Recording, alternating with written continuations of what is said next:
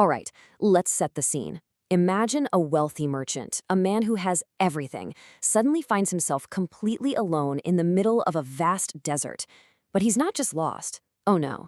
He's been condemned to die by a jinn, a powerful ancient spirit, all because of an accident he doesn't even remember happening. His fate, it seems, is completely sealed. The jinn's logic is brutal and simple. Blood for blood. He's absolutely certain the merchant killed his son, and his judgment is final. So there the merchant is, waiting for the end, with no way to defend himself, no chance for an appeal, just no hope. The jinn's justice is absolute. And then, just as all seems lost, something impossible happens. 3 old men, 3 sheikhs, just emerge from the empty landscape. They see what's going on, and they make this incredibly strange offer to the jinn. They say, "We'll each tell you a story, and if our stories are amazing enough, you have to spare a part of this man's life." And that really sets up the whole question for us, doesn't it? Can a story, just a bunch of words strung together, be so powerful that it can literally buy a man's life back from a vengeful, supernatural being? Well, let's find out.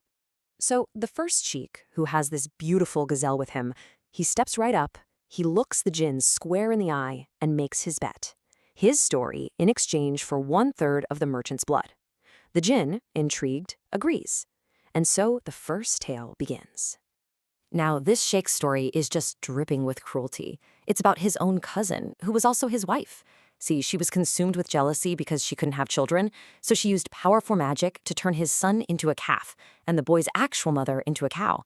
Then, she tricked her husband into sacrificing the cow, his first wife, and now she's pushing him to kill the calf, not knowing it's his very own son. But just as the sheikh is about to kill the calf, he just can't. Something in his heart stops him. The next day, his shepherd's daughter, who happens to be skilled in magic, reveals the horrifying truth. She tells him, "That's no ordinary calf. That's your son, and he's been enchanted by your wife." And this is where the tables turn, big time. The shepherd's daughter makes him a deal. She says, "I'll save your boy, but I want 2 things. I get to marry him, and I get to punish the one who did this." The sheikh agrees in a heartbeat. She uses some enchanted water, turns the calf back into a young man, and then uses that very same magic to turn the wicked, jealous wife into the gazelle that's now standing right beside him. The jinn is just stunned by this story. He's totally captivated. And true to his word, he declares, "That is a wondrous tale. I grant you 1/3 of his blood." The first story worked. The merchant is 1/3 of the way to freedom. Okay, next up is the second sheikh. He comes forward, and with him are 2 sad-looking black dogs. He promises a story that's even more incredible, all for another 1/3 of the merchant's life. This sheikh's story starts with a tale of 2 fortunes. He and his 2 brothers all inherited a bunch of money. But while his brothers went off, traveled the world, and blew it all, he stayed put, opened a shop, and did really well for himself. When they came back with absolutely nothing, did he laugh at them? Nope. He took them in and split his profits with them, 50-50. But, his kindness didn't cure their envy. It just grew. They convinced him to go on another business trip with them, and it was a huge success. They made a fortune. The sheikh even met and married a beautiful woman. But seeing him so happy was like poison to them. So one night, blinded by pure greed and jealousy, they grabbed him and his new wife while they were sleeping and threw them into the sea to die. But as he's sinking, his wife suddenly changes. She reveals she's not human at all, she's a jinn. She pulls him from the water, saving his life, and she is furious. Her love for him is now matched only by her rage, and she vows to kill his brothers for what they did. But here's the most incredible part. After they literally tried to murder him, the sheikh begs his wife to spare their lives. He chooses mercy over revenge. His jinn wife agrees not to kill them, but that doesn't mean they get off scot-free. Oh no. She turns them into the 2 black dogs that have to follow him everywhere for 10 long years. The jinn listening to this is just floored. A story about such deep, ugly envy, but also such unbelievable forgiveness. He grants the second sheikh another 1/3 of the merchant's life. The ransom is now 2/3 paid. There's only 1 story left to go. So finally, the 3rd sheikh steps up, leading a mule by a rope. The merchant's entire life is now hanging on this one last story, and he promises a tale that will top the other two combined.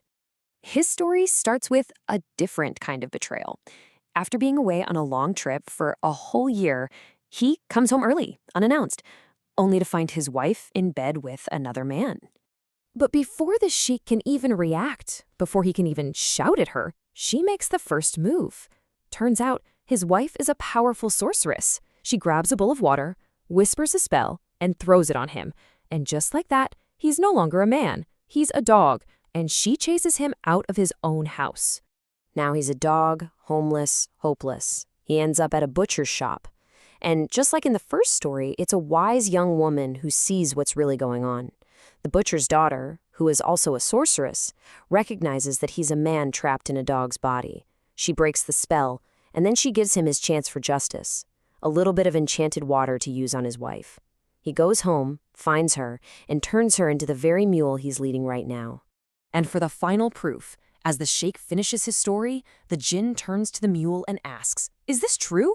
And the mule just slowly lowers its head and nods. A silent confession, and you can't argue with that. The jinn is absolutely blown away. He's filled with wonder. 3 incredible stories, tales of betrayal, envy, infidelity, and unbelievable mercy. It's more than enough. He declares the debt is fully paid. He grants the final third of the merchant's life. The man is free to go. So the merchant thanks the 3 sheikhs, and everyone goes their separate ways. And it really feels like the end of the story, right? But it's not. Not even close. Because this whole thing, the merchant, the jinn, the 3 storytellers, that was all just a story itself, being told by someone else to save their own life. And here's the real story. Those words are spoken by a king who kills a new bride every single morning. He says this after hearing the tale of the merchant we just heard. And the storyteller? Well, that's his newest queen, the brilliant Scheherazade. You see the real stakes now, don't you? Just like those 3 sheiks used stories to save the merchant from the jinn, Scheherazade is using this very story and thousands more like it to save her own neck from the king. Every night she tells a tale, and every sunrise she postpones is another day she gets to live. And that leaves us with this one big final thought. The merchant's life was bought with 3 incredible stories. Shehrazad's life hinges on telling 1,001 of them. It really makes you wonder, what kind of story, what tale could possibly be so amazing, so powerful, that it's literally worth a human life?